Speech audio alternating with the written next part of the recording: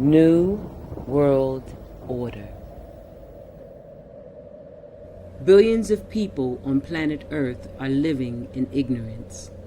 Before your very eyes, politicians are advancing a global plan.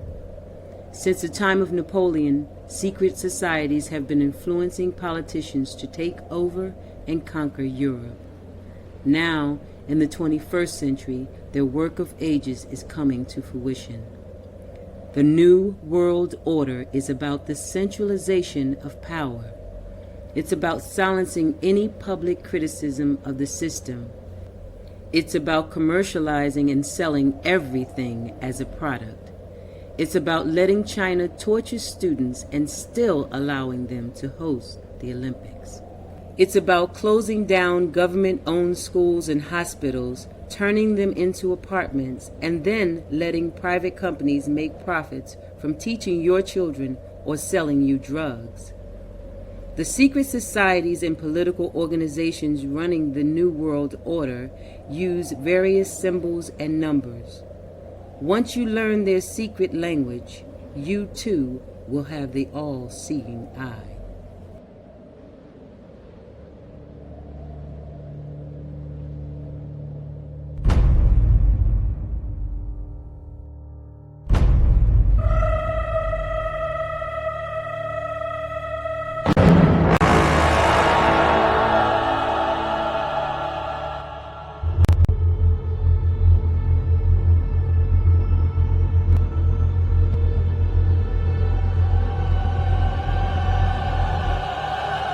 Let it begin.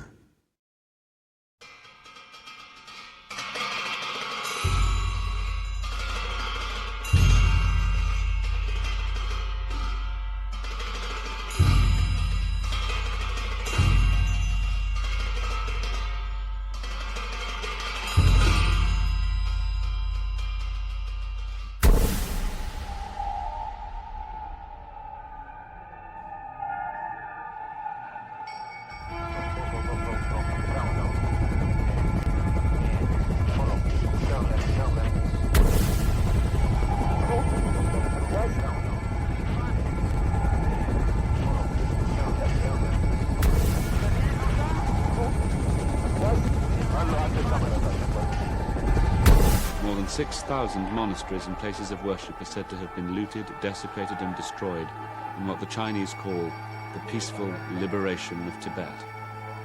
Within the last few years, the Chinese have dramatically increased political arrests and prison labor.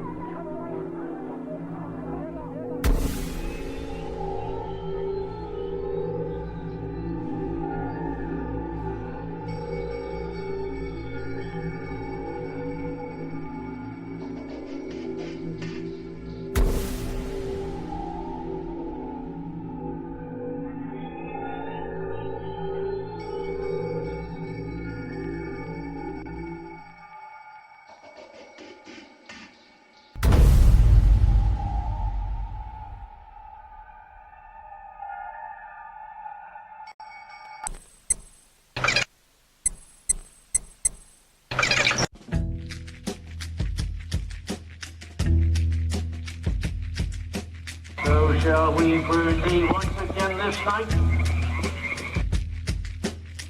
There's something happening here. What it is ain't exactly clear.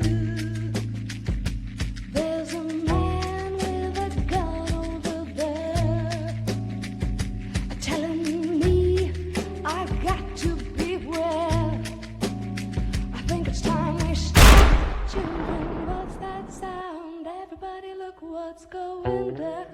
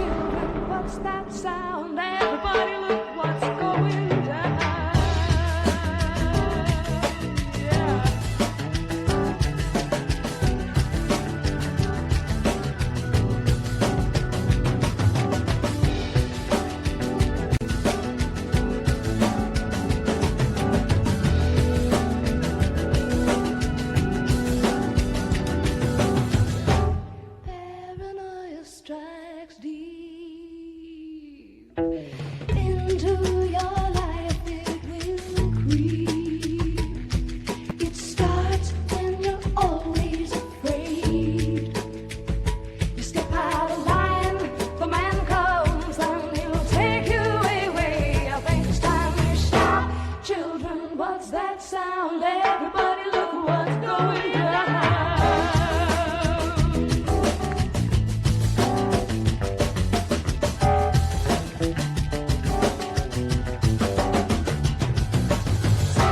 Children, what's that sound? Everybody look what's going down. Stop. Children, what's that sound? Everybody look what's going down. You gotta stop. Children, what's that sound? Everybody look what's going down. Stop. Children, what's that sound? You gotta stop. Children. Stop. Children, what's that Kuwait is liberated. Iraq's army is defeated. Our military objectives are met. I am pleased to announce that at midnight tonight, Eastern Standard Time, exactly 100 hours since ground operations commenced and 6 weeks since the start of Operation Desert Storm, all United States and coalition forces will suspend offensive combat operations.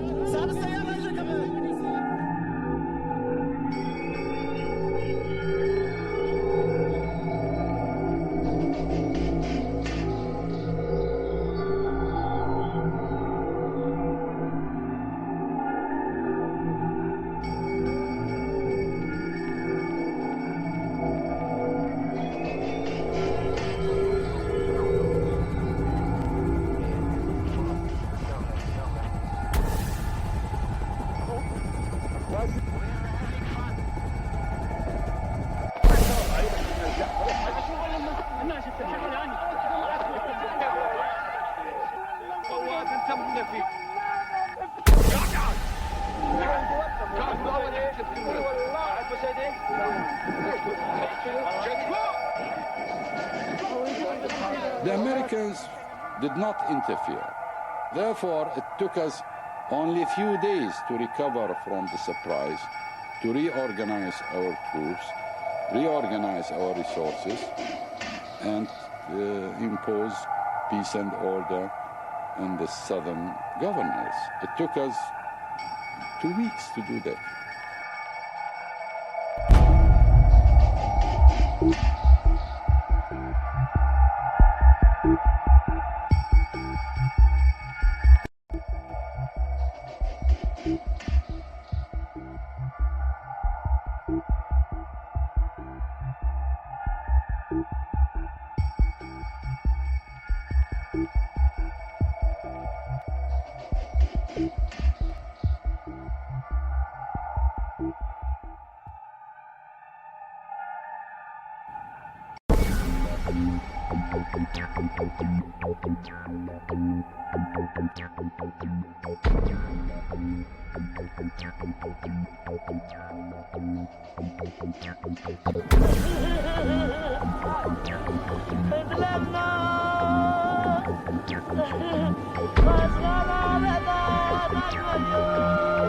Saddam Hussein.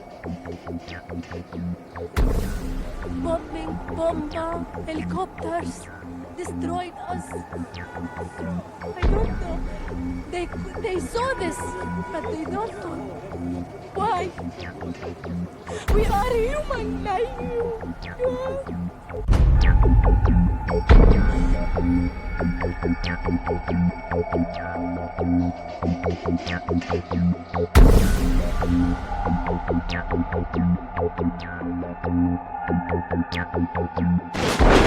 What is at stake is more than one small country. It is a big idea, a new world order.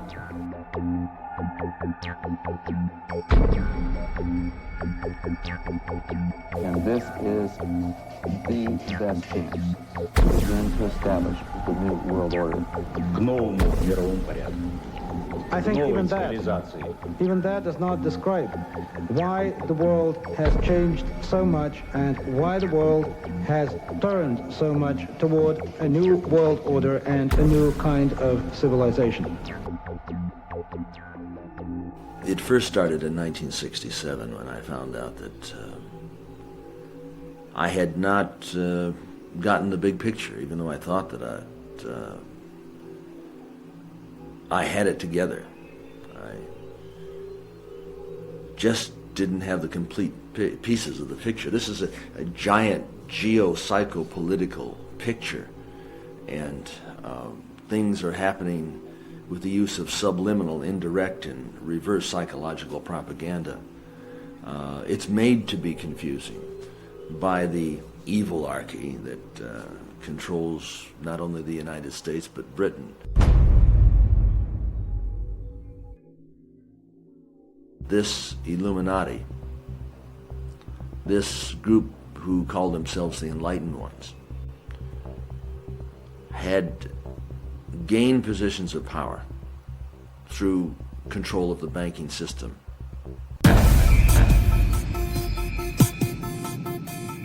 Let's do it. Let's do it.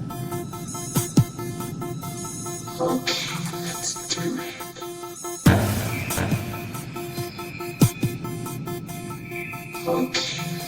do it.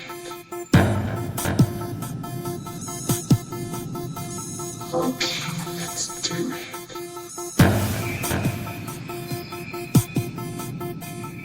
Let's do it.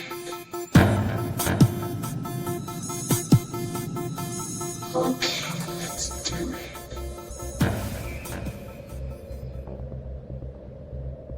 On the back of the dollar bill, you'll see the symbol on the left-hand side of the bill, which is annuit coeptus, which means our enterprise is now a success, or our enterprise is crowned with success. Annuit coeptus. So you're saying, fine, so you have an enterprise and it's now crowned with success. What enterprise are you talking about? Novus ordo seclorum. Novus is novus, meaning new. Ordo is order, and seclorum is where we get the word secular, meaning the world. So it's new order of the world, the new world order. George Bush's new world order is now a success. Bill, you've heard an awful lot of dramatic speeches and seen dramatic moments in times of great gravity for the nation. How would you assess this evening? This was a stirring address, in my view, shorter than his father's speech when he announced the New World Order, shorter than his father's speech when he announced the New World Order.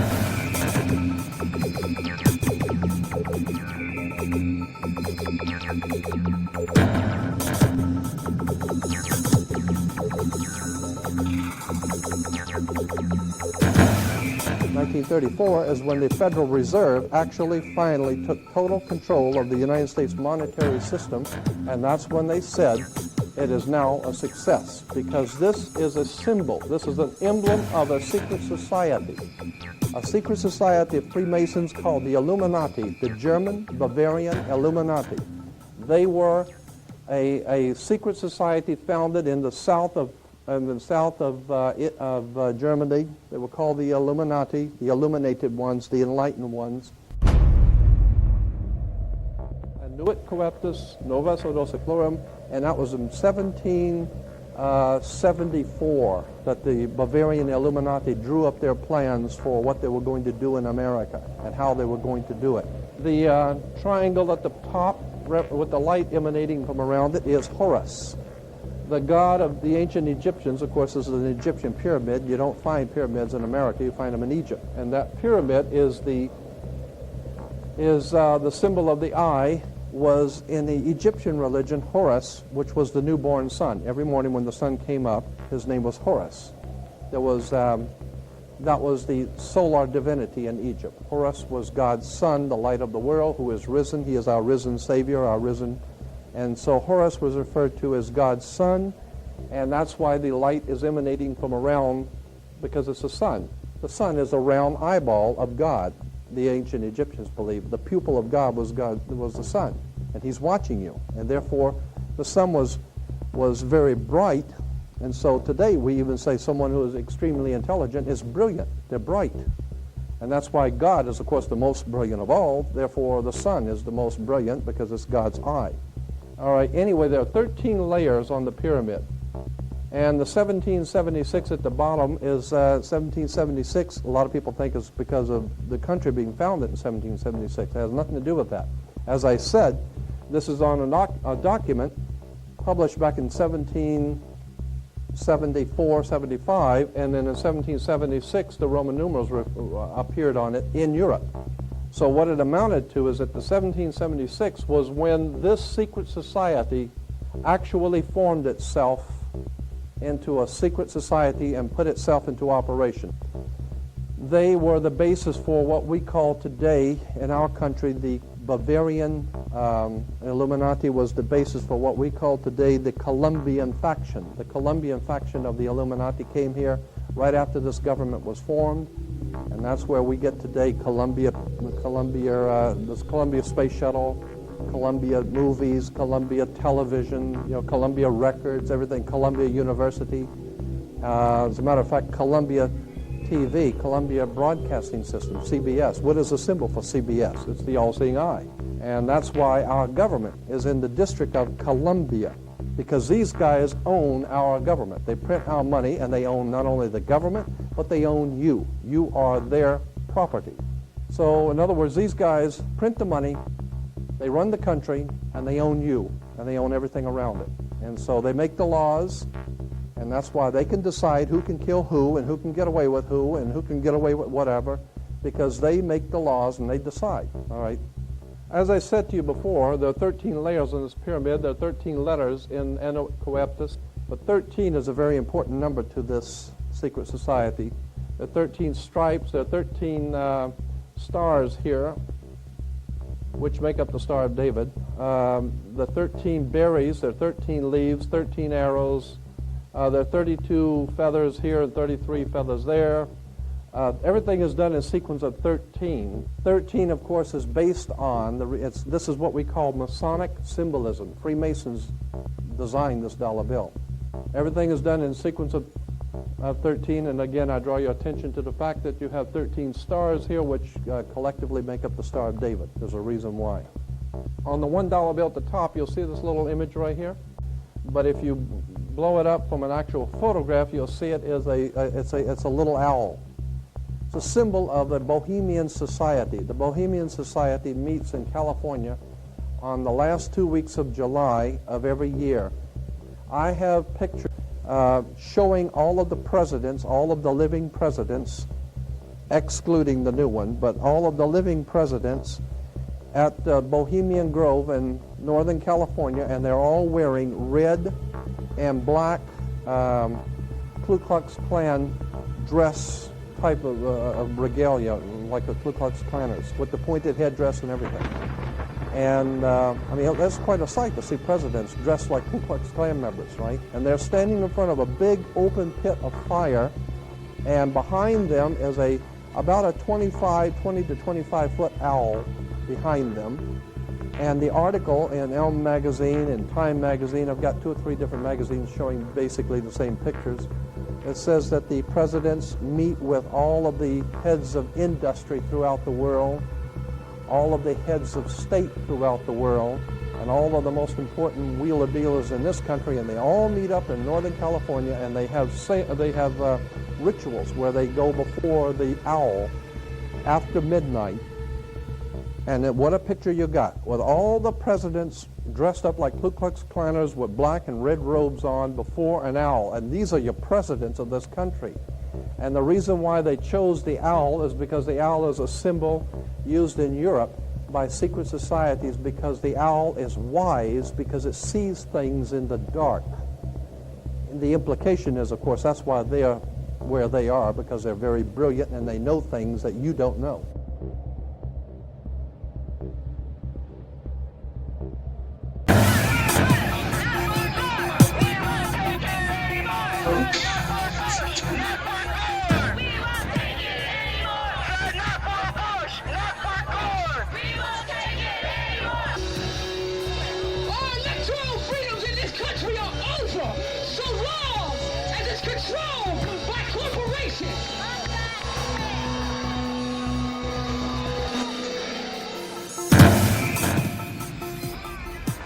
Your living room is the factory. The product being manufactured is you.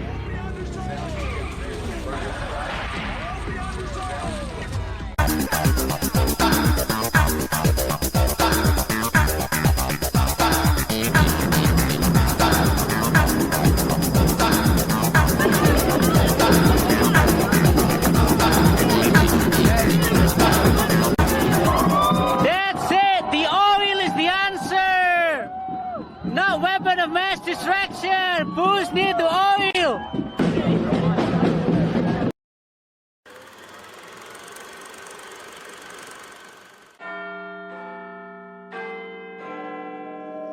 Studying shadows like an indoor cat until dusk when the sky walks me home.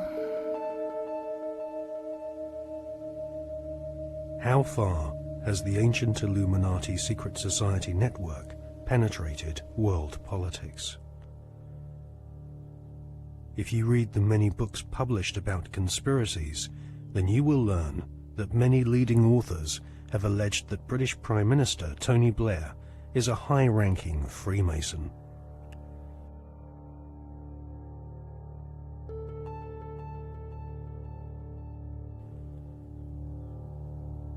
Mr. Blair is a Queen's Counsel barrister, a profession which has its roots in the Temple Bar, built in London by the Knights Templar secret society in the 12th century.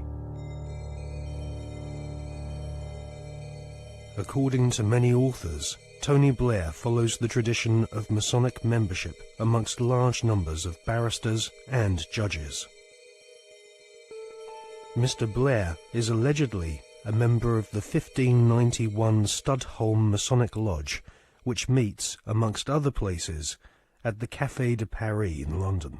The Prime Minister has defended his role in lobbying on behalf of a wealthy Labour Party donor who was negotiating to buy a steel company from the Romanian government. Mr. Blair wrote a letter in support of Lakshmi Mittal, an Indian billionaire who lives in London. Mr. Blair said the letter was a standard one, written on the advice of the Foreign Office. However, opposition MPs are calling for an inquiry into allegations that his intervention helped to clinch the deal for Mr. Mittal's company, which is registered in a Caribbean tax haven. Our political correspondent, Norman Smith, reports. Lakshmi Mittal donated more than £100,000 to Labour after the last election. Shortly after that, Mr. Blair wrote a letter to the Romanian Prime Minister in support of a successful bid by Mr. Mittal's company, L&M Holdings, to buy a Romanian steelworks.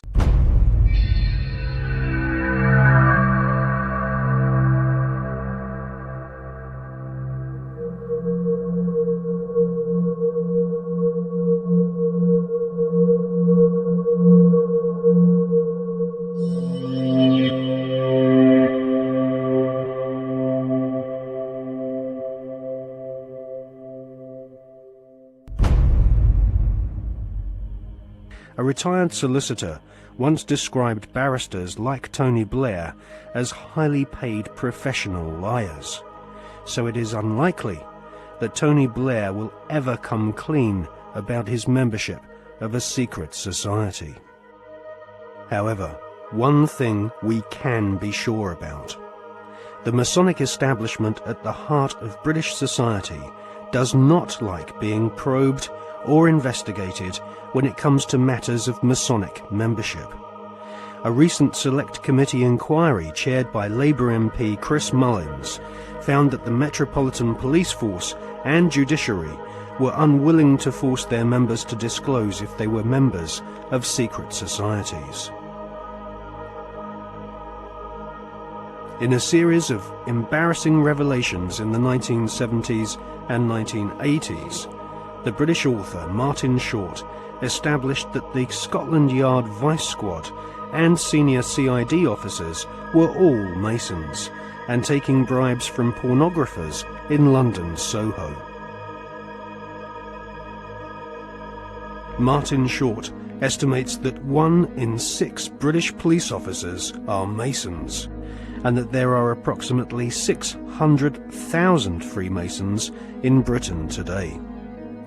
Many Freemasons occupy highly paid jobs at local borough councils across Britain, which often have Masonic temples inside council buildings, maintained at the taxpayer's expense. In Scotland, Masons used to proudly parade through the streets. After the exposure of local authority frauds involving corrupt Masonic solicitors and councillors, British Freemasons went underground and now rarely march in view of the public. The public image of British Freemasonry has been damaged by the revelation that supercriminal Kenneth Noye and the men responsible for the Brinks-Mat gold bullion robbery were all Masons. As Prime Minister, Tony Blair has frequent meetings with the Queen. She herself is Grand Patroness of International World Freemasonry, which has its Grand Lodge of England headquarters near Drury Lane in London. The British government employs a huge number of civil servants, magistrates, judges, solicitors and officials, which have all historically been Freemasons. The deceased author of The Brotherhood, Stephen Knight, says that penetration of Freemasonry into the British establishment goes way beyond policemen and parish councils. Knight says that the Palace of Westminster, home to the British Parliament, is used as a meeting place for at least 2 Masonic lodges. One of these lodges is called the New Welcome Masonic Lodge, which regularly hosts blood-curdling rituals and ceremonies inside the Palace of Westminster. Members of Parliament from all political parties gather together, wearing white gloves, sashes, lambskin aprons, and wielding ceremonial daggers, swearing bloodthirsty oaths of allegiance to each other.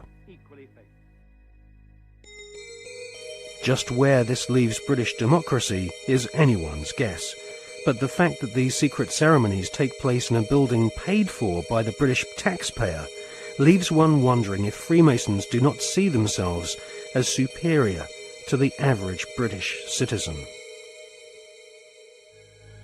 Many researchers claim British Prime Minister Tony Blair is a high-ranking 33rd degree Freemason. This is the highest rank of Mason, and this elite cabal of British Freemasonry has its own headquarters at number 10 Duke Street, which some claim is connected to number 10 Downing Street via a secret underground tunnel.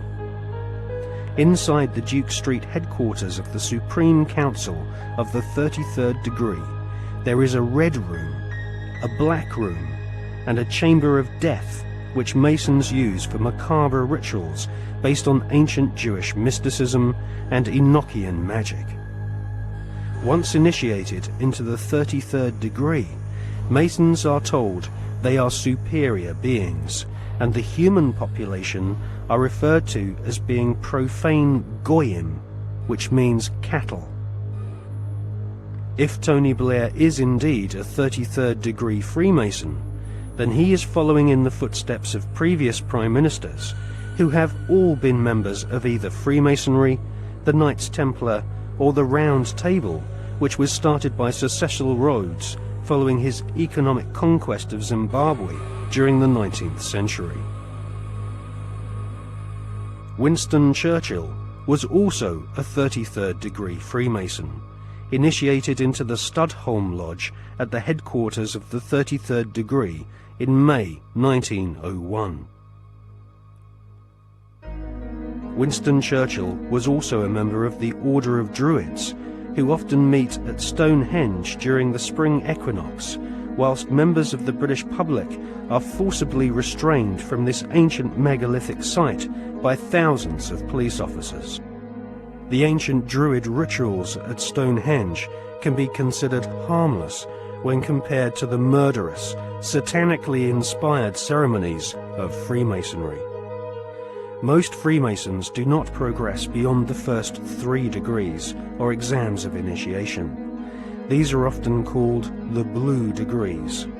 In fact, many Masons do not even realize that beyond the 3rd degree of Master Mason, that there are higher degrees. The higher degrees of Freemasonry are almost exclusively populated by men of aristocratic lineage, or ex-officers of the armed forces. In all, at any one time, there are no more than a few dozen men who reach the 33rd degree. As they pass each ritual test, the ceremonies become more bizarre and include symbols which can be found in ancient Egypt, with initiates being given pompous titles such as sovereign, prince, or knight.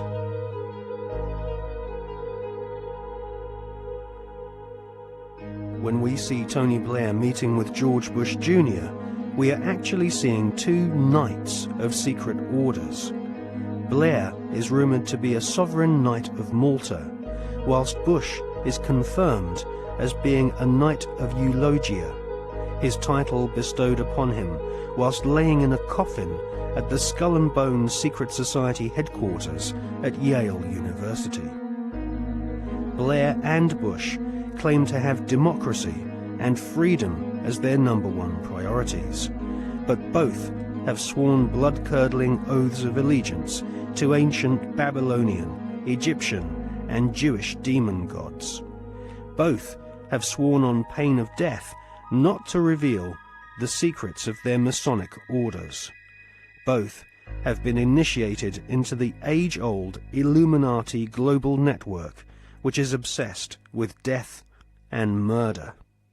I mean, are we being ruled by politicians who consult with Baphomets and demons? Yes, we are. The way the world is structured is like a compartmentalized pyramid, and it's pyramids within pyramids, like Russian dolls, one doll inside a bigger doll inside a bigger doll.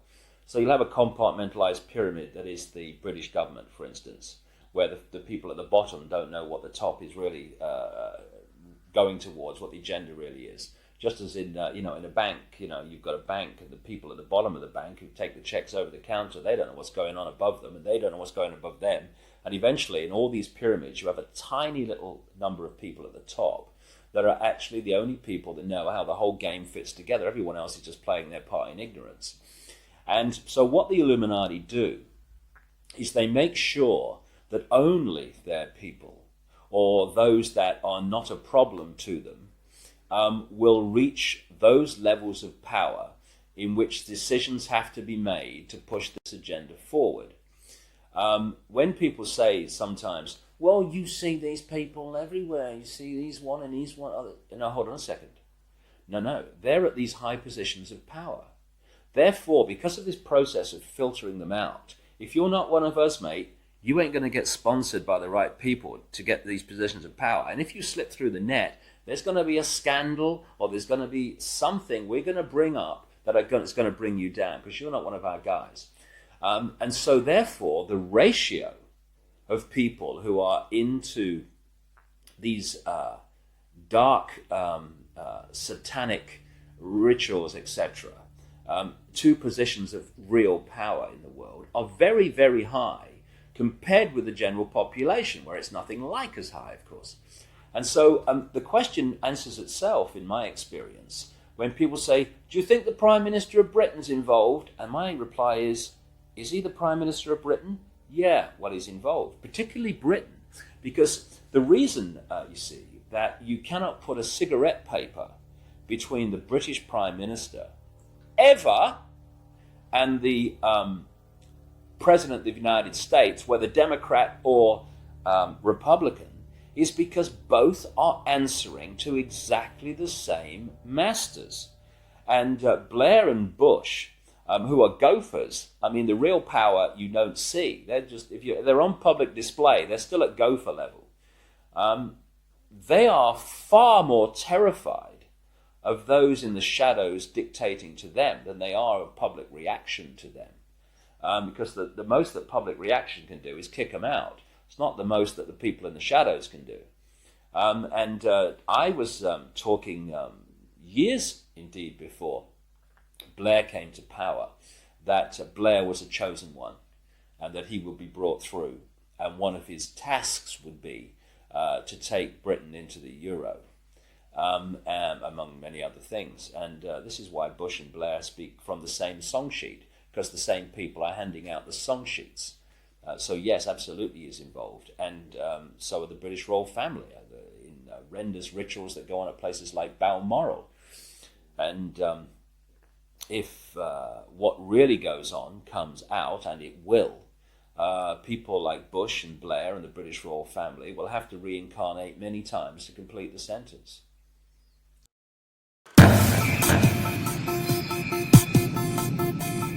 Let's do it.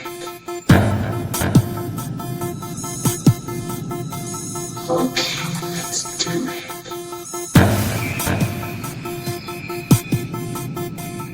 Let's do it.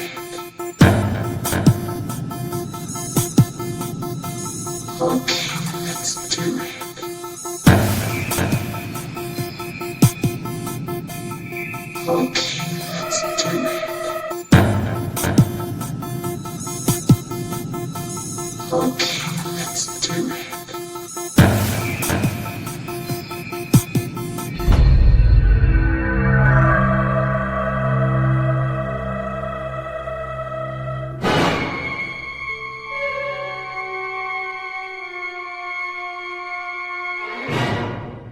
I was an FBI agent for 27 and a half years. At the time of my retirement, I was the senior special agent in charge of the FBI Los Angeles Division. I have been qualified in the courts as an expert on cults and satanic ritual abuse. I have information from various sources that judges, law enforcement, prosecutors, attorneys, doctors, and many prominent individuals, including actors, actresses, professional football and baseball players, are involved in these type activities.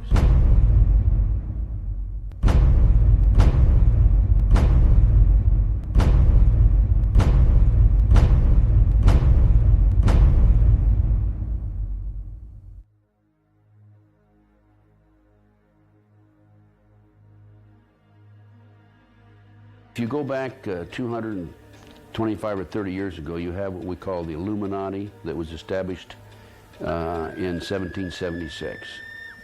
And the goals of the Illuminati, this is all very well documented, are to take over the world.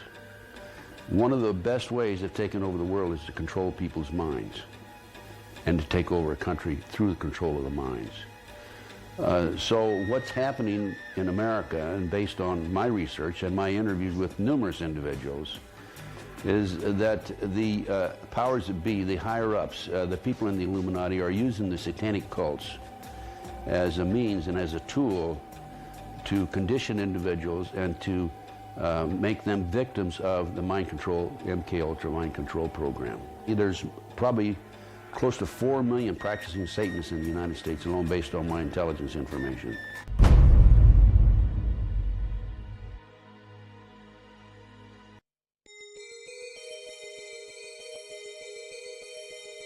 If the many authors on the subject of the occult are correct, and Tony Blair has been initiated into the 33rd degree, then his pseudo-Christian morals will be compromised by the fact that devil worshippers and high-ranking Freemasons have walked through the corridors of power hand in hand for centuries. The Royal Archmasons describe their highest-ranking brothers as Grand Solicitor Generals of the Supreme Grand Chapter. There is a secret word, the name of the true Masonic God, which none are allowed to say in public. This name is Yarbulon.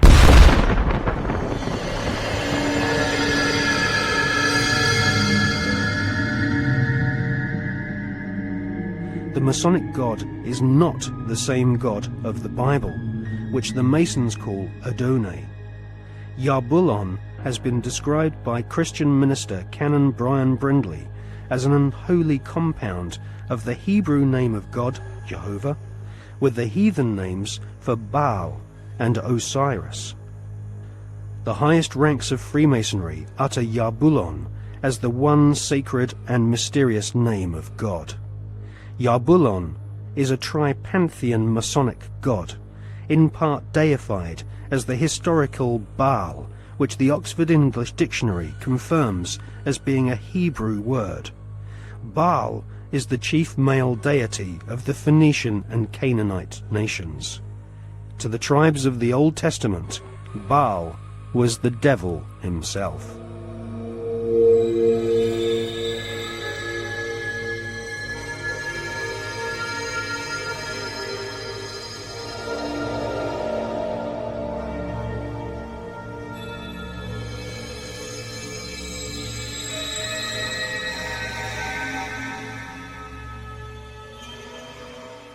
Albert Pike is America's most celebrated Freemason. Pike was Grand Commander Sovereign Pontiff of Scottish Rite Freemasonry in the southern and western United States from 1859 to 1891. Scottish Rite Freemasonry has its own headquarters at the 33rd degree in Edinburgh. The United Grand Lodge of England has tried to deny that the true god of Masonry is Yarbulon, or has anything to do with the devil. But Albert Pike describes Yarbulon as a symbol of the infinite and eternal Godhead, a mongrel word whose name has been for 2,000 years an appellation of the devil.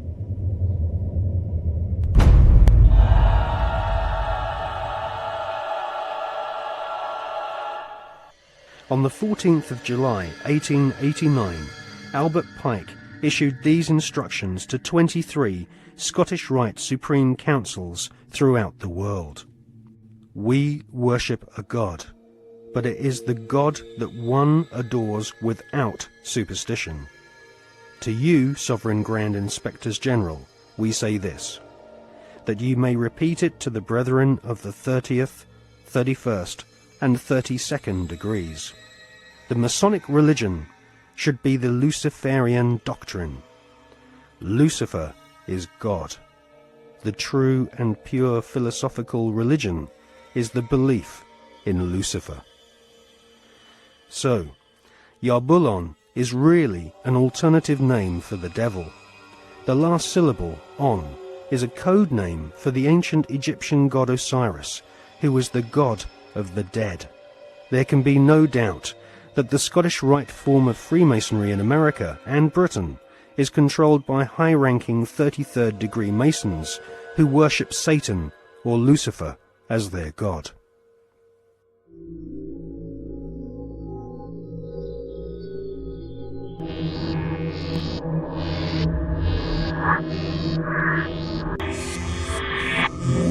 We're talking about occultic forces. We're talking about the five-pointed pentagram, which was used by satanic worshippers for thousands of years. If you take the 5 points off of a five-pointed star, or a pentagram, you have left in the middle a pentagon. The pentagon is directed toward the North Star because, according to the ancient Babylonians, that's where you gathered power from the gods of the North in war.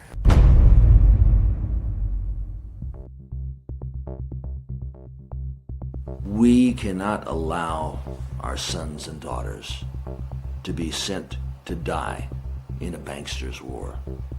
for oil, for heroin, for cocaine, for gold, or for control. Sun Tzu, the great strategist of war, said that all confrontations are won before the battle begins. There has never been a battle that has been won defensively. But we must prepare by becoming self-sufficient. We must prepare to do that which has not been done before. Once identifying the enemy, they have to be routed out.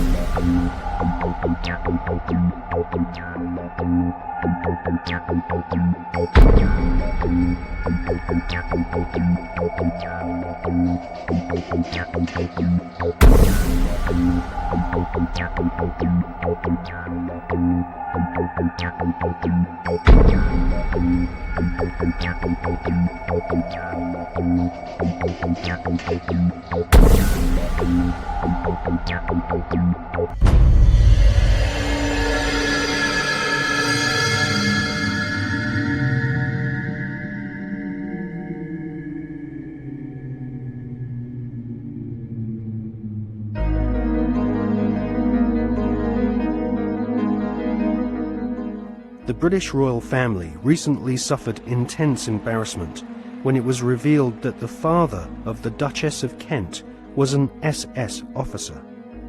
To be a member of Hitler's SS, families had to be pure Aryan, with their German ancestry clearly traceable to the Teutonic Knights of medieval Germany.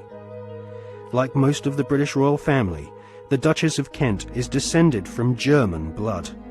Her German ancestors have throughout history been members of the Illuminati secret society network. The British royal family's name is not Windsor. Their real family name is actually Saxe-Coburg-Gotha.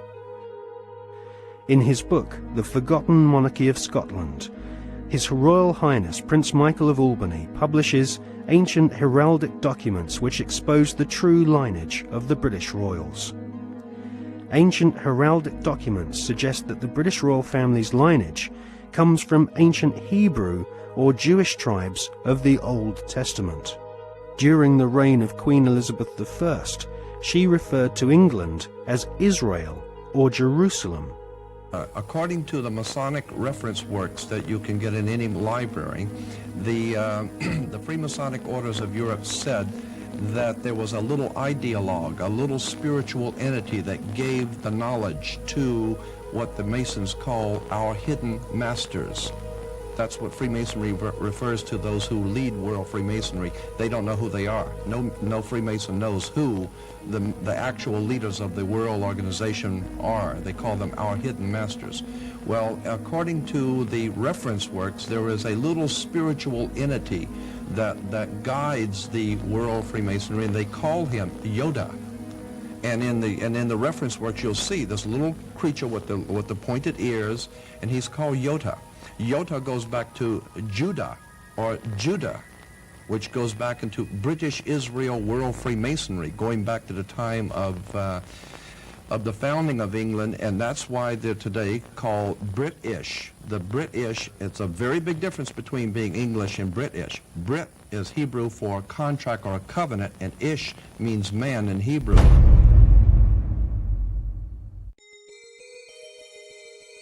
During the reign of Queen Elizabeth I, her personal spy, Mr. John Dee, was responsible for establishing the British Secret Service.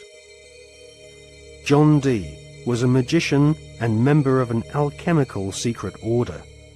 He is thought to be the author of the ancient Voynich manuscript, which is now owned by Yale University, and is kept under lock and key just a few yards away from the headquarters of the Skull and Bones Secret Society.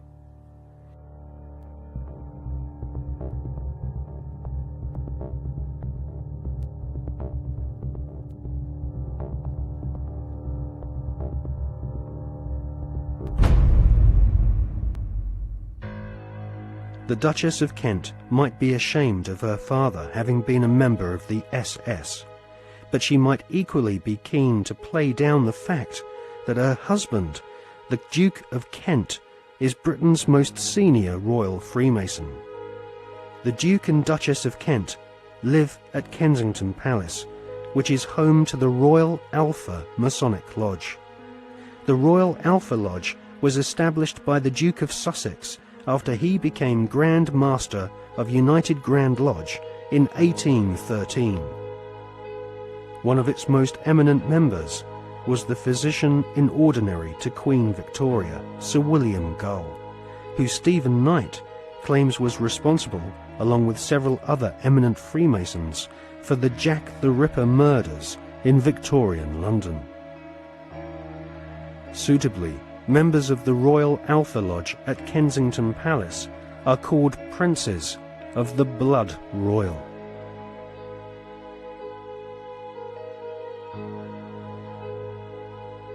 Secret societies across the planet proudly claim to have geniuses such as Mozart and kings amongst their membership. But none of these secret societies allow their members to speak of the rituals which go on behind closed doors in palaces and government buildings around the world. The satanic rituals of Freemasonry have been practiced by several kings of England, but all those questioned sweep Freemasonry's darkest satanic secrets under a very plush carpet.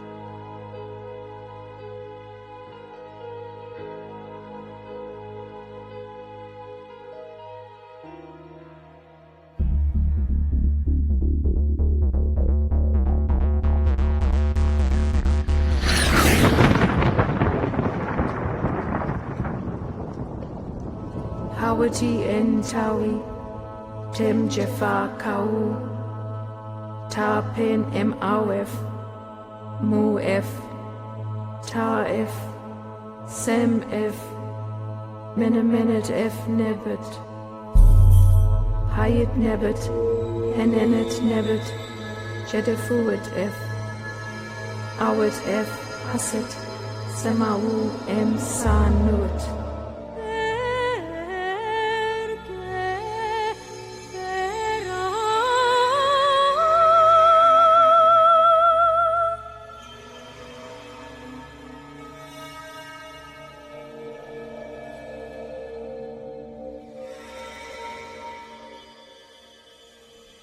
One of the most influential secret societies spawned by the Bavarian Illuminati is the Order of the Golden Dawn. It was founded in 1887 by a Freemason, William Wynne Westcott, who claimed to have deciphered a coded alchemical script containing initiation rituals of a secret German occult order called Die Golden Dammerung. Westcott already had plenty of experience conducting occult rituals. In 1865, he had helped establish a Masonic order called the Societas Rosicruciana, inspired by the Jewish magic of the Hebrew Kabbalah. These rituals are still enacted at study group meetings at the United Grand Lodge in London.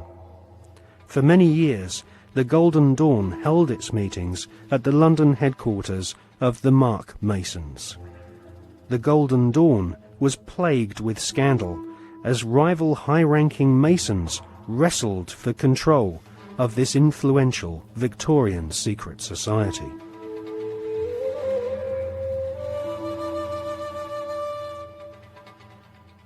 In 1891, Westcott lost control of the Golden Dawn to another high-ranking Freemason magician called MacGregor Mathers. Together with the poet W.B. Yeats, they devised new magical rituals and initiated the senior members of Britain's aristocracy. In 1903, control of the Golden Dawn was yet again seized by another Freemason called A.E. Waite. The rituals of the Golden Dawn were similar to ancient witchcraft. At the Old Bailey in 1901, 2 Golden Dawn associates, Mr. and Mrs. Horos, were tried for rape. They had used the Golden Dawn initiation ceremony to beguile their teenage victims. The Golden Dawn was nothing more than Freemasonry with added semi-satanic and sexual mysteries. The Golden Dawn still survives to this day. In 1987, a conference was held in London to commemorate the centenary of the Golden Dawn's conception. The conference was organised by the Hermetic Research Trust, whose trustees include the Marquis of Northampton, who is a prominent Royal Arch Freemason. Satanists do not take part in certain rituals with certain sounds in certain places and certain colours and certain, verbal statements. They don't do it because, oh, that'd be nice, let's say that, and then shall we have a bit of red, or what do you think? No. It's done because everything in this reality is vibration. Consciousness in this reality is vibration. Everything is a vibrational field. This is how astrology works. When we're born, where the planets are, they're sending out vibrational projections that are affecting the vibrational field that we are born into, and that's why we are affected differently at different times of the year. Therefore, they understand this, and they're manipulating these vibrational fields all the time to manipulate us. And so these rituals, just a pageant. It's like the Freemasonic rituals. You talk to Freemasons, the vast majority of Freemasons not trying to manipulate anyone, not on a mass scale anyway. And they'll say, so what about these rituals, mate? Oh, I don't know. To do silly things, you always try to leg up and bare your bloody breast. I don't know, it's an ancient bloody tradition. I don't know what it's all about. Anyway, they do a nice dinner, so you only have to do it once. They don't realise that these initiation rituals are actually set up to affect the participants in a certain way that allows these other dimensional entities, which folklore have talked about for thousands of years all over the bloody planet, this theme of possession by demons. These are entities that exist just outside the frequency range of the 5 senses. Because, again, because of the suppression of basic knowledge of who we are and the nature of life, we become child's play to manipulate. For instance, people look through their eyes and they think they're seeing everything in the space they're looking at. No, they're seeing a fraction of it. They're seeing a tiny frequency range that the 5 senses can access. Just like if you tune to radio 1, you get radio 1. You don't get radio 2, you get radio 1. And this is why, if there was a cat in this room now, it might be reacting to what is to us here empty space. But it's not empty space to the cat because it has a greater visual frequency range. Now, just outside the frequency range of the 5 senses are entities that are manipulating this 5 sense reality through these particular bloodlines. And one of the key places where this possession takes place is during these satanic rituals and gatherings, when the vibrational environment is created by the ritual that allows this takeover of the mental and emotional processes of these people to take place. And this is why you'll meet so many people who've known famous politicians and staff when they started in politics or before they came into politics. And they'll say, mate, that guy ain't the bloke that I knew. Well, mentally and emotionally, that's literally true in a lot of cases because of this possession that takes place. And people think it's kind of far-fetched and maddening, that may happen in Babylon, but not now. Well, please. That very thought is the greatest defense mechanism this grotesque conspiracy has to protect it.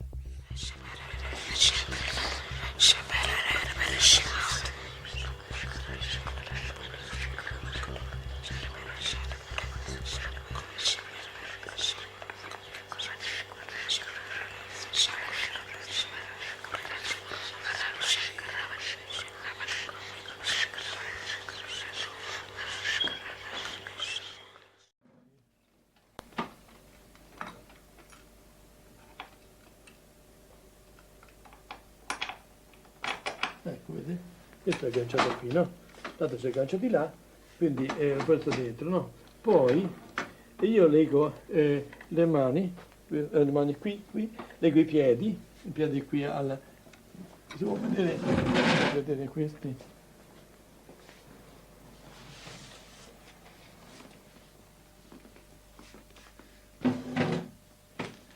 E questo generalmente ecco, può legare il braccio, vedete? Può legare il braccio di qua di là e i piedi lo stesso a questo alpiolo qui.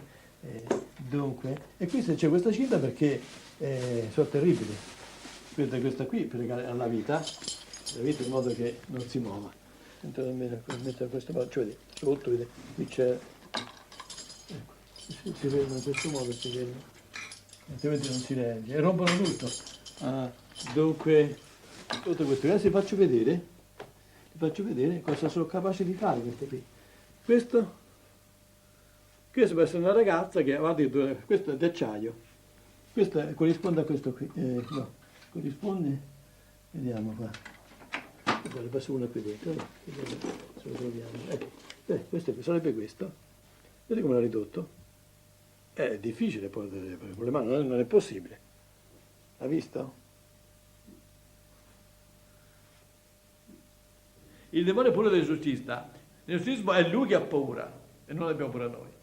E sono contento di dare il botto al demonio. Quando mi dice il demonio chi sei, io domando, Satana, ora mi sei capitato, adesso ti ho dato un sacco di botte. Dunque, e quindi è lui che grida, perché quando grida la persona, ci sono dei gridi qui delle suore che si sentono forse fino in fondo, fino alla strada si sentono, dunque nel giardino, ma non è certamente la persona che grida, ma è il demonio che sente queste botte, diciamo così.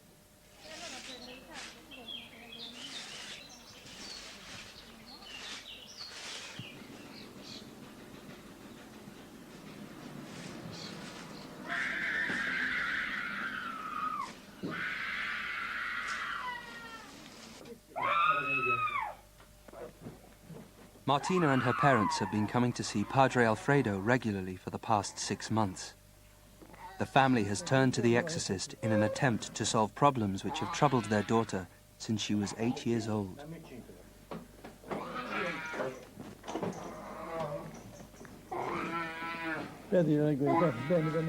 Although Martina comes to the sessions willingly, as soon as she enters Padre Alfredo's bunker, she suffers a violent reaction. For her own safety, she has to be restrained before the exorcism can begin.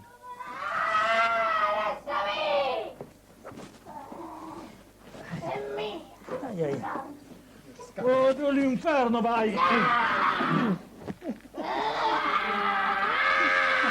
Prende l'acqua, padre, prende l'acqua, prende l'acqua. Lasciami! Prende l'acqua. Sì, non ci ho pensato, ma... L'acqua. Non ci ho pensato. L'acqua. Sta buona?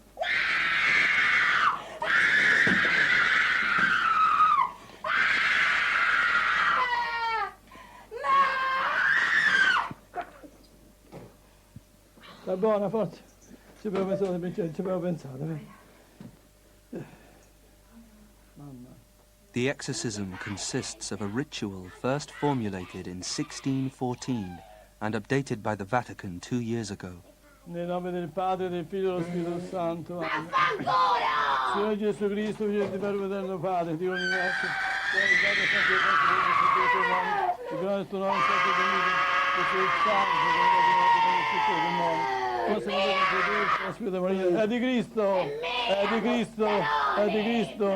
Ecco l'acqua del Signore, e dove viene una forza particolare.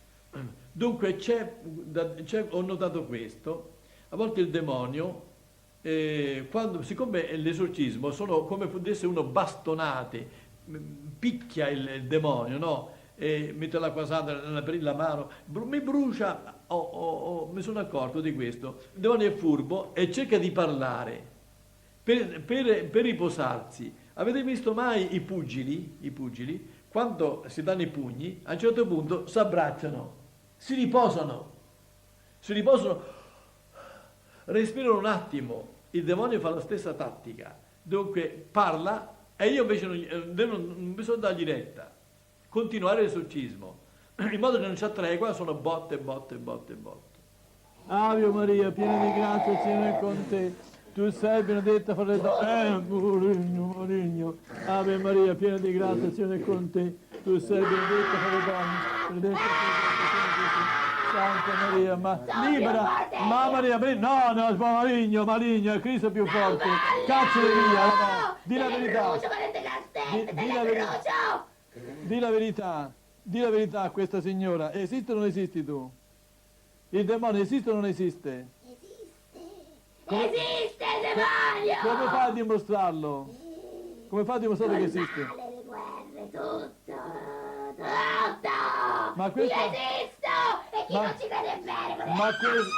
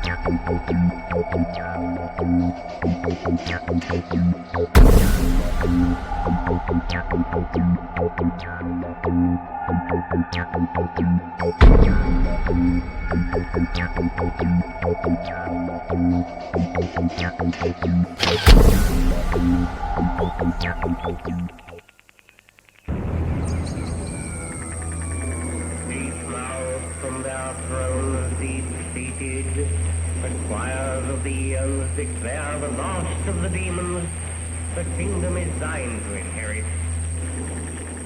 What I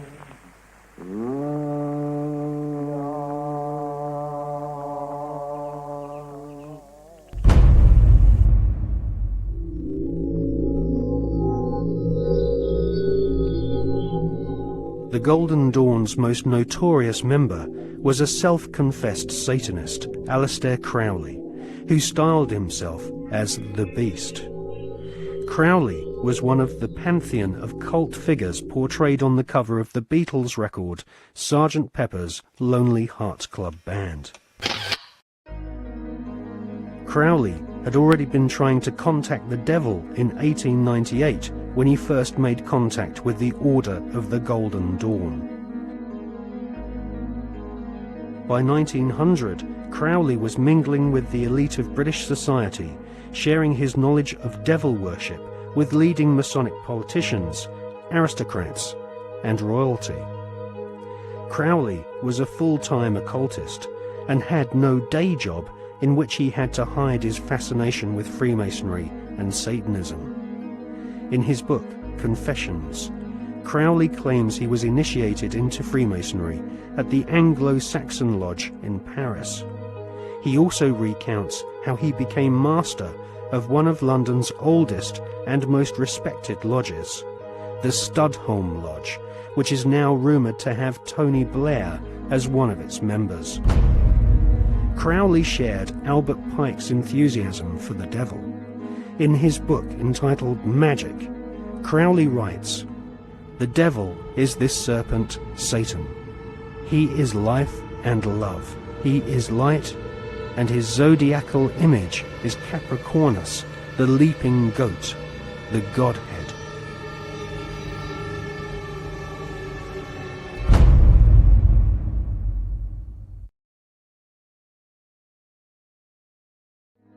Secret societies often portray the goat of Mendes sitting in the Baphomet position.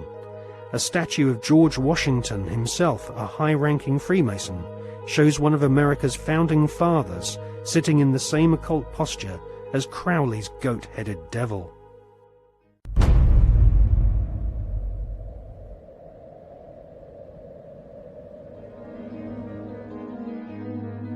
In 1912, Crowley became the British leader of the Ordo Templi Orientis, the OTO, which was a direct descendant to the original Bavarian Illuminati. The OTO was a hardcore satanic secret society, and Crowley devised the initiation ritual around the 33rd degree ceremony of Scottish Rite Freemasonry.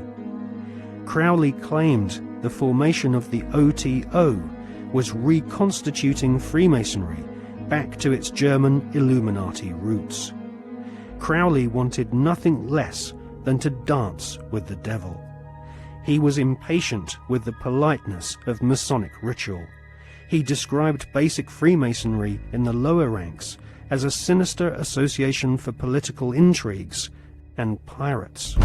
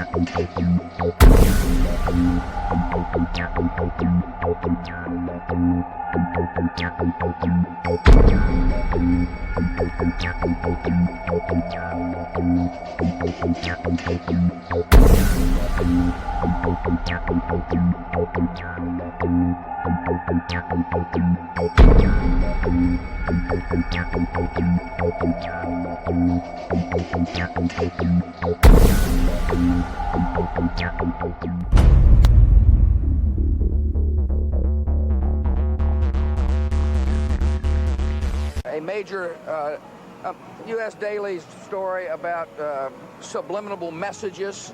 I don't think we need to be subliminal.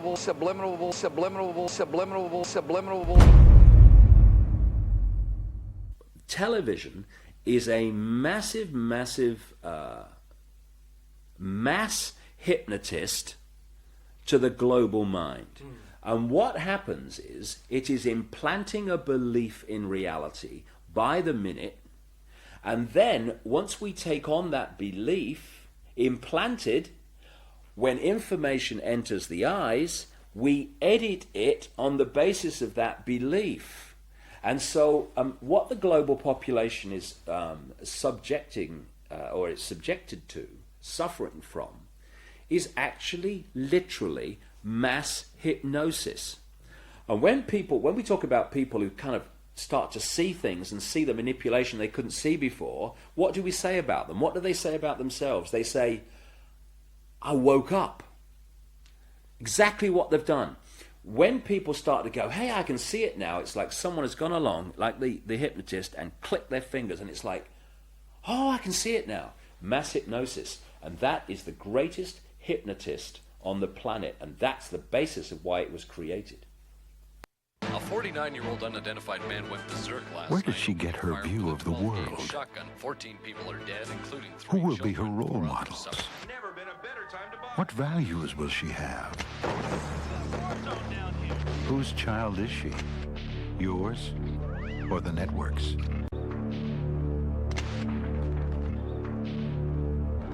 Take back your children. Turn off the TV. And when you start to research the subliminals in advertising and television, what staggers you is not what they do and what's there, but the scale of it. I mean, it's like our consciousness is being hit by an explosion of this stuff. Because you see, this is another interesting point. Experiments have shown that about 1.5 seconds before the conscious mind decides to take action, move its arms or whatever, speak, 1.5 seconds before it consciously decides to do that, the electrical signals have begun in the brain to do it. For me, the conscious level is the experiencer and observer of reality, but the subconscious is the creator of it, the generator of it. And this is why the Illuminati want the subconscious mind through subliminals. What does subliminal mean? It means below threshold. It's below the threshold the conscious mind picks up, but the subconscious mind picks everything up like a sponge. And therefore they are planting these thoughts into the subconscious, which then filter down into the conscious, and we think we're having our own thoughts, when actually they're implanted thoughts done at a subliminal level. Rats were caught in the sewers a week ago. Now they're stopped. When the plastic door is raised up, the rats will shoot out like bullets. It was a common punishment in Imperial China. They're doing it, Julia. Doing it, Julia! Not me! Julia!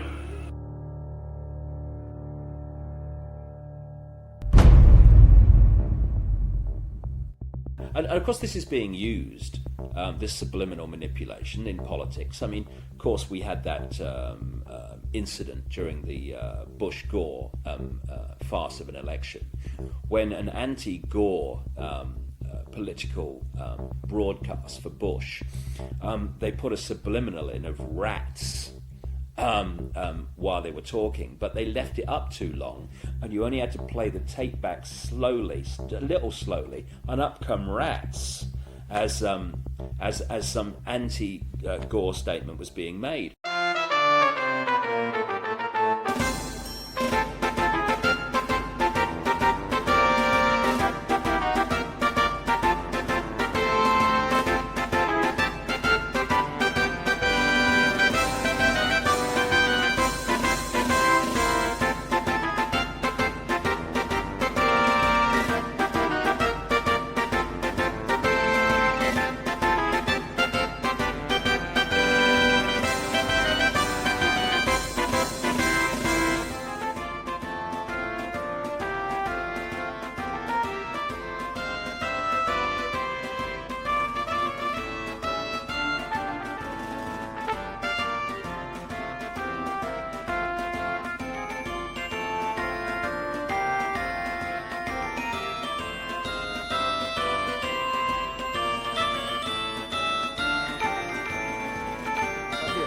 Necesito tu voto para seguir luchando por el futuro de nuestro país.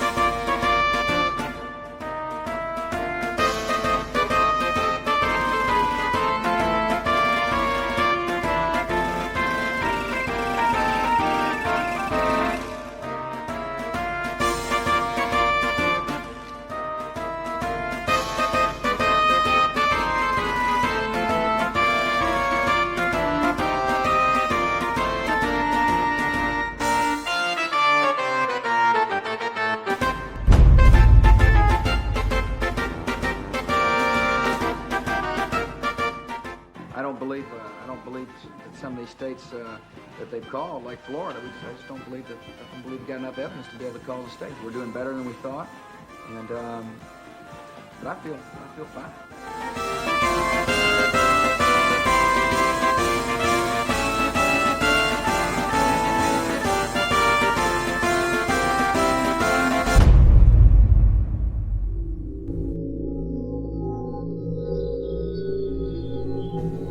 In accordance with the laws of the state of Florida, I hereby declare Governor George W. Bush the winner of Florida's 25 electoral votes for the President of the United States.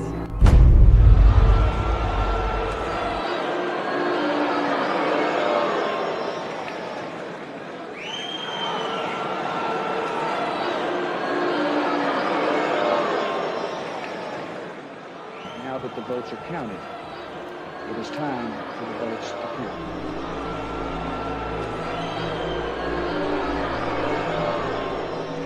I wish to point out that our American democracy has triumphed once again.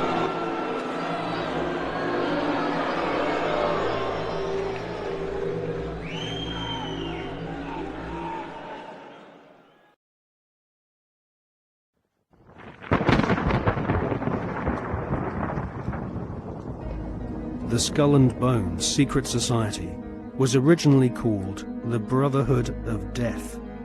George Bush Jr., his father George H.W. Bush, and his grandfather Prescott Bush have all been initiated into this macabre fraternity, which was established in 1832 at Yale University by William Huntington Russell, whose family were America's biggest opium smugglers. George W. Bush was initiated into the Skull and Bones Brotherhood of Death in 1968. The ceremony took place at the Society's headquarters, which is a stone building with almost no windows. This mausoleum-type building is known as the Tomb. There is a small enclosed courtyard, an internal chamber where initiates lay masturbating inside a coffin, and a museum of artifacts held sacred by the Society's members, which are all called bonesmen, regardless if they are male or female. Many of the artifacts inside the Skull and Bones headquarters have been stolen by its members. To prove their devotion to the Brotherhood of Death, bonesmen have robbed graves, bringing human skulls and skeletons back to their tomb and placing them in glass display cabinets. For nearly 40 years, George W. Bush has been an active member of this most bloodthirsty occult secret society. His allegiance is primarily to his fellow bonesmen, not the American people. In order to prove his devotion to the Skull and Bones, Prescott Bush, grandfather of George W. Bush, savagely desecrated the grave of Apache Indian chief Geronimo.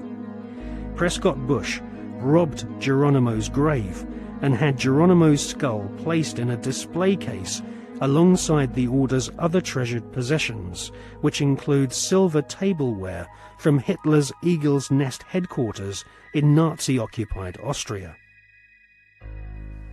Welcome to the satanically inspired secret world of the Skull and Bones Brotherhood of Death. Welcome to the sick world of the Bush family.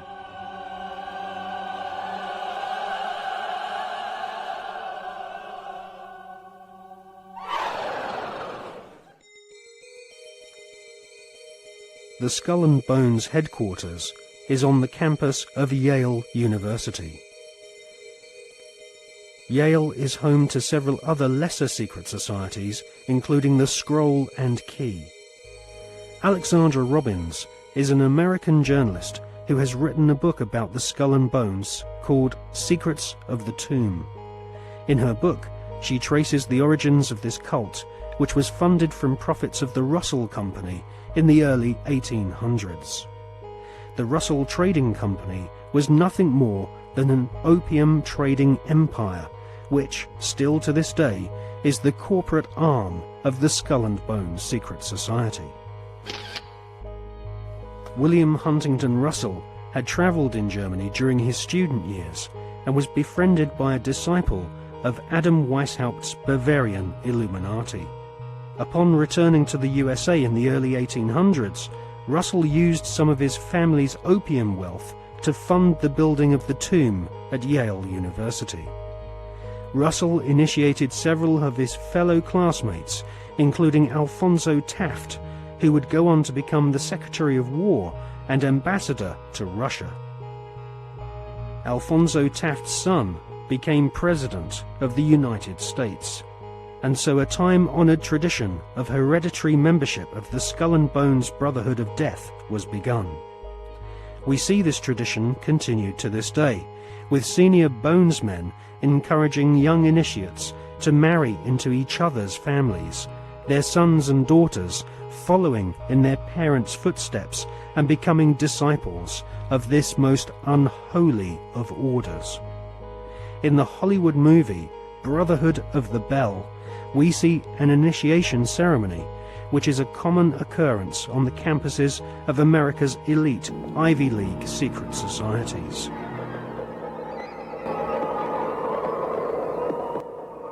Mr. Patterson, Philip Everest Dunning, Mr. Chad Harmon, Mr. Dunning. Mr. Dunning, The articles and letters of the Brotherhood.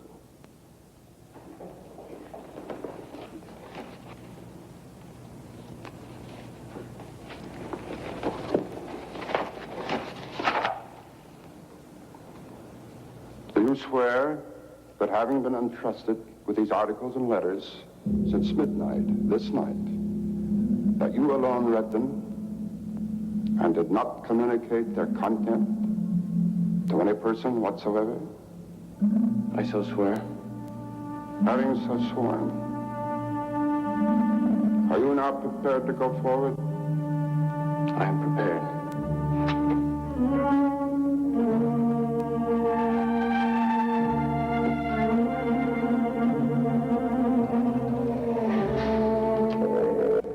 Mr. Dunning, for over 200 years, Brothers of the Bell have been initiated before the spell, and in the same ceremony, at sunrise. 22 years ago, Mr. Patterson stood due east in your place, and I became his senior, as Mr. Patterson is now yours.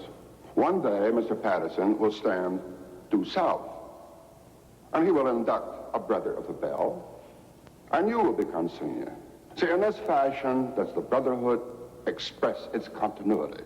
It will continue long after all of us are dead. But that continuity depends upon one thing: obedience. Absolute obedience. If and when you are ever called upon by Mr. Patterson to pay your due bill, you must comply, whatever is asked of you. Well, that bill may come due tomorrow, in 20 years, or never. It will not be a matter of money. It will be an act of fealty, of loyalty to the Brotherhood of the Bell. Now, if you require anything at all, get in touch with your senior, and he will see to it that it's arranged for you. Are you ready for the oath? I am. The oath, gentlemen. I, Everard Dunning, do swear in absolute faith that I shall reveal no secret of the Brotherhood of the Bell, that I shall respect my brothers and myself, that I will act as they desire, secure their interests as if they were my own. And I pledge this, my honor, my fortune, and my life.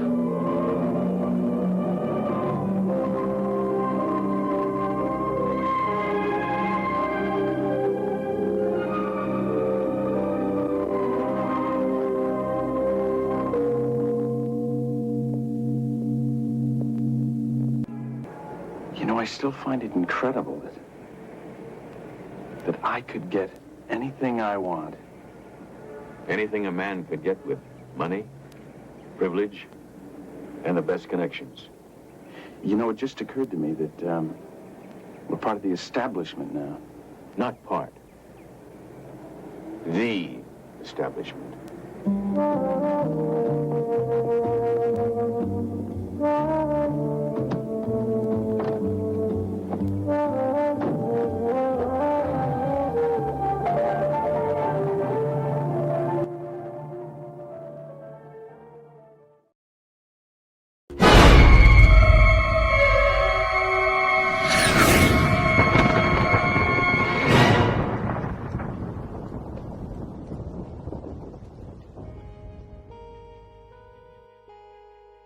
In her fascinating book, American journalist Alexandra Robbins claims to have unearthed a skull and bones plan to dominate the world.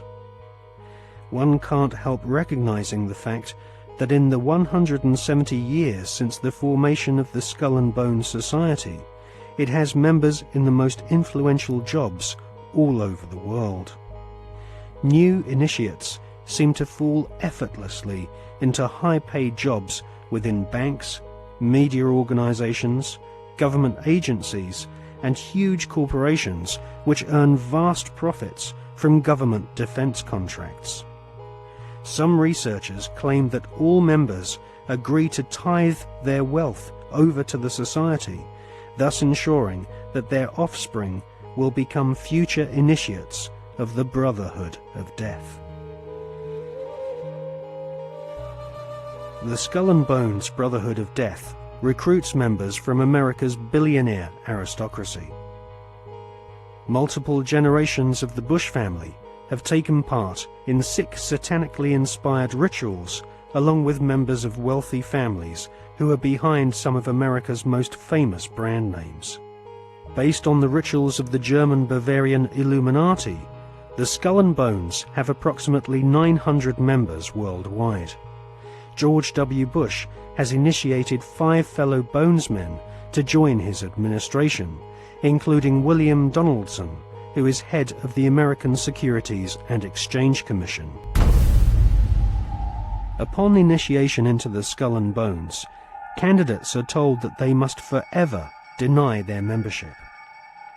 The psychological mind programming and brainwashing which goes on inside the tomb can only be guessed at, as no Bonesman has ever broken the fraternity's rule of silence. Fellow students at Yale have often said that on the night of ceremonies, blood-curdling yells and shrieks can be heard from inside the tomb. Some say the initiates are forced to wrestle in mud and are even beaten.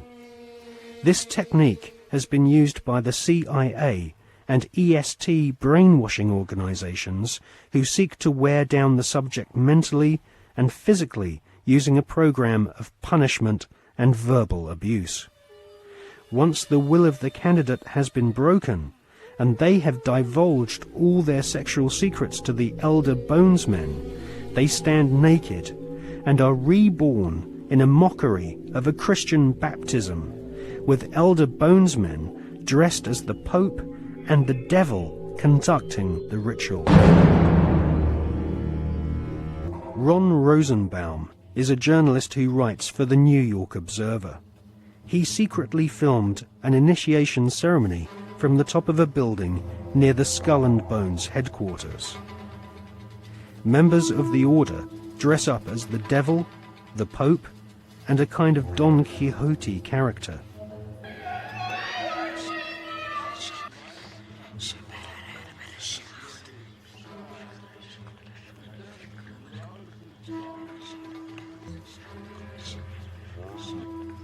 The Pope wears a white monogrammed slipper which rests upon a stone skull. Each initiate is led into a chamber where fellow members shout obscenities and abuse the new initiate. The initiates are told that they are superior beings and are part of a privileged elite who use war, terror, and famine to control Earth's human population. This callous philosophy was illustrated in the Hollywood movie Skulls, made in 1999.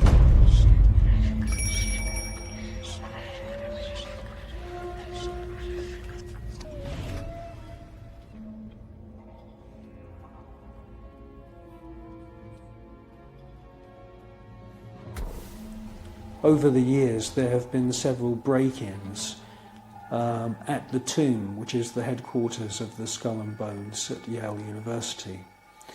The artifacts which have been found have included membership lists of another secret society which operates on the campus called the Scroll and Key. Now, it seems pretty obvious as we research this material that the Wolf's Head, Phi Beta Kappa, the Scroll and Key, and Skull and Bones are all different flavours of the same Bavarian Illuminati secret society.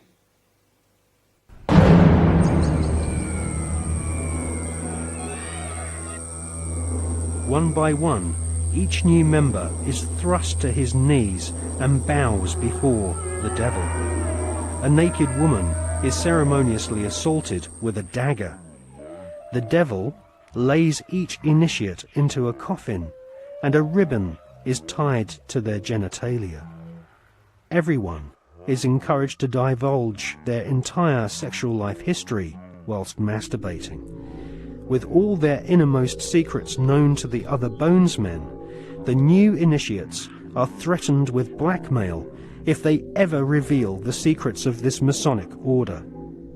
At this point, they are dressed in long robes and rechristened with their occult names. The Don Quixote character taps each member on the shoulder with a silver sword and proclaims, "By our order, I dub thee Knight of Eulogia."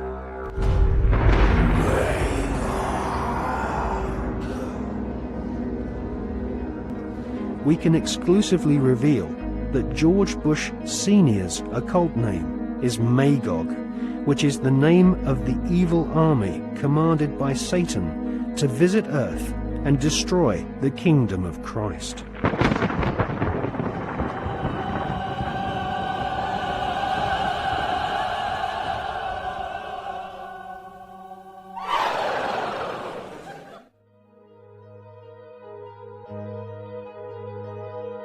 The American Ivy League colleges each have their own branches of the Skull and Bones Brotherhood of Death, indoctrinating the children of America's elite families who go on to become the captains of industry, banking, law, military, and the media. The epicenter of this elite cabal is Yale University. The last 3 presidents attended Yale, as did the terrorist expert Paul Bremer III, who governs Iraq for the Bush-Cheney Skull and Bones elite. Members of the Anglo-American Illuminati network also share the same philosophy. They believe in a single, all-powerful superstate, which is governed by a single world leader. If the Illuminati were successful, and their dream would come true, it would be a virtual hell on earth. That is what the New World Order is all about. It's a living hell. It's Orwell's worst dream and nightmare.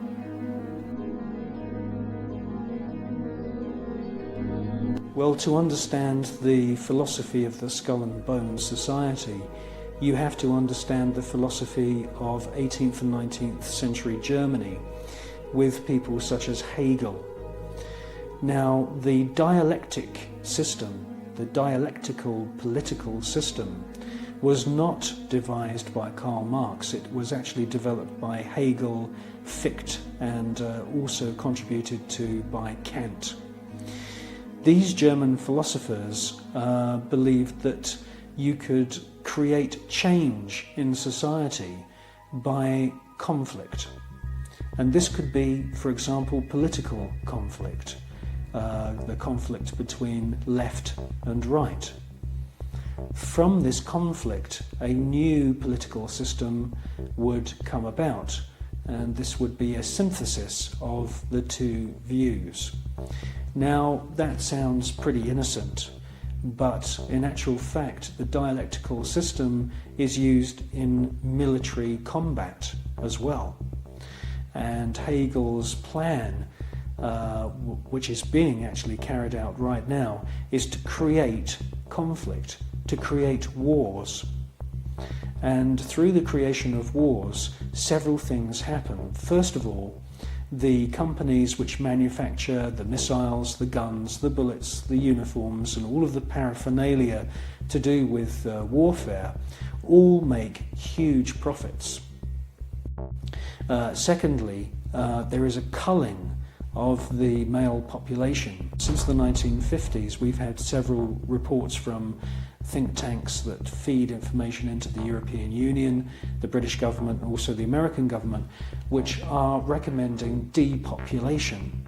And there is several plans which we believe have been put in motion right now. And obviously war is one way of depopulating the planet.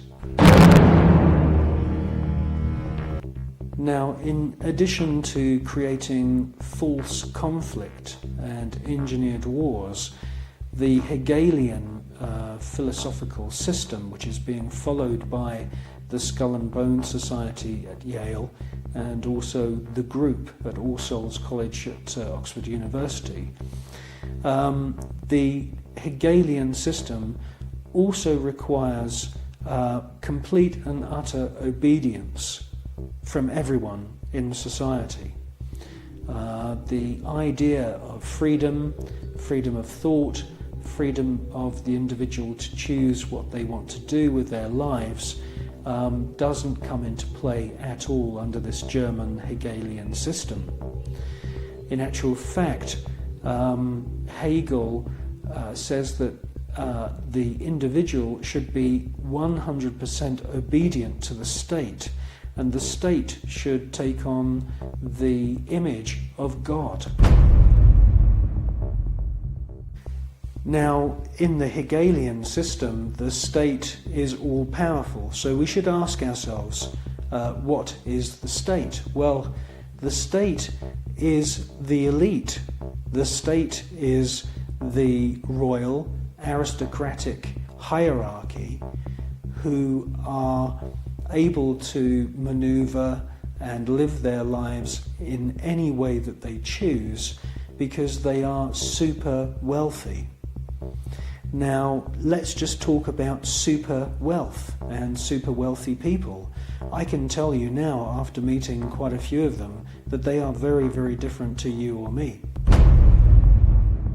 When I'm talking about super wealth, I am not talking about Puff Daddy who has allegedly 3 Bentleys. I'm talking about super wealth, family wealth, which was in the millions back in the 19th century. Now, when we look at this hierarchy of aristocrats and royal families around the world, we can see that they are the state. They are the people that the robots, I call them robots, the civil servants who run the machinery of the state. It is the civil servants who swear allegiance to this elite. When you join the British Civil Service, you do not swear an oath to serve the British people. You swear an oath to serve the monarch. It's the same when you become a spy. When you join MI5 or MI6 or any of the other DI or MI agencies, and there's many of them run by the British government, you are swearing allegiance to serve the reigning monarch, not the British people.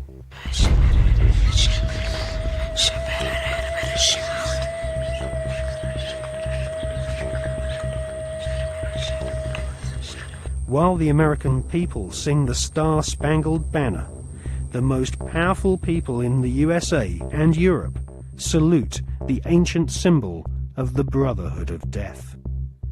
In the book, Who's Who of America's Elite, the author has found that the Order of the Skull and Bones encourages its members to intermarry, thus keeping their spectacular wealth all in the family.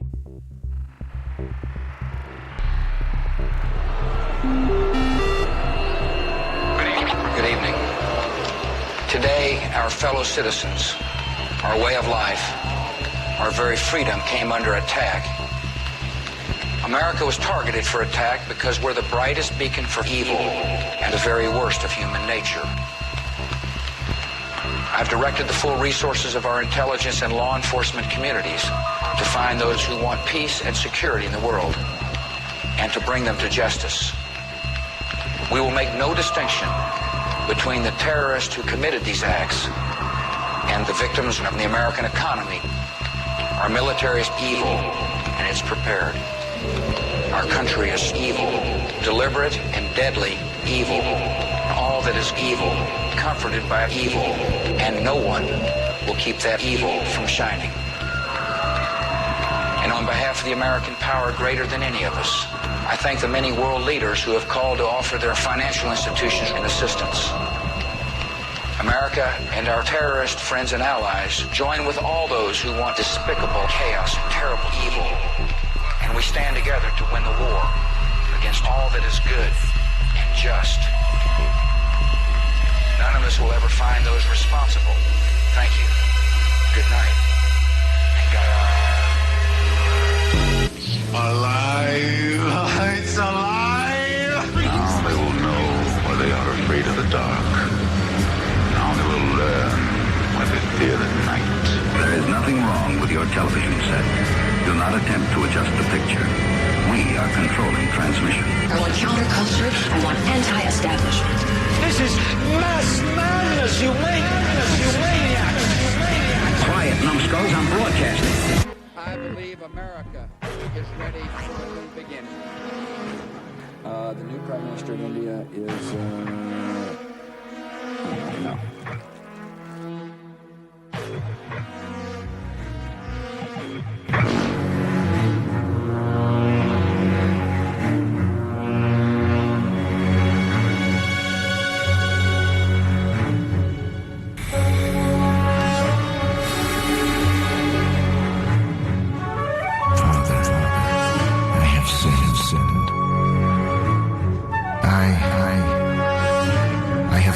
Killed many people.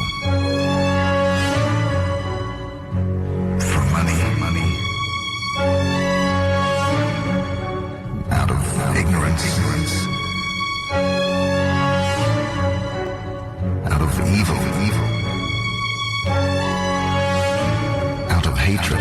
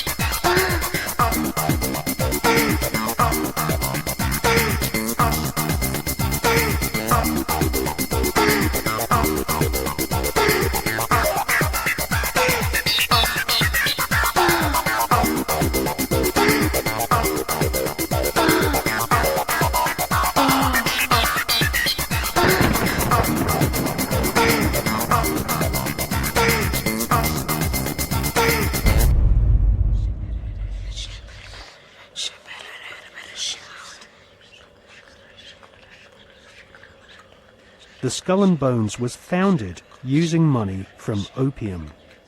Retired Colonel Bo Gritz is a 33rd degree Freemason who interviewed Viet Cong soldiers after the Vietnam War, who told him that George Bush Sr. and Richard Armitage were at the head of an opium trading gang during the Vietnam War. Afghanistan is the world's largest supplier of opium, and since the US invasion in 2002, the growing of opium poppies has reached staggering proportions, with money from the British government being used by opium farmers to plant gigantic fields of poppies. The BBC confirmed in April 2004 that since the invasion and occupation of Afghanistan by British and American forces, poppy production has reached an all-time high. Bonesmen have never had such an ideal opportunity to follow in the footsteps of their forebears and start smuggling opium.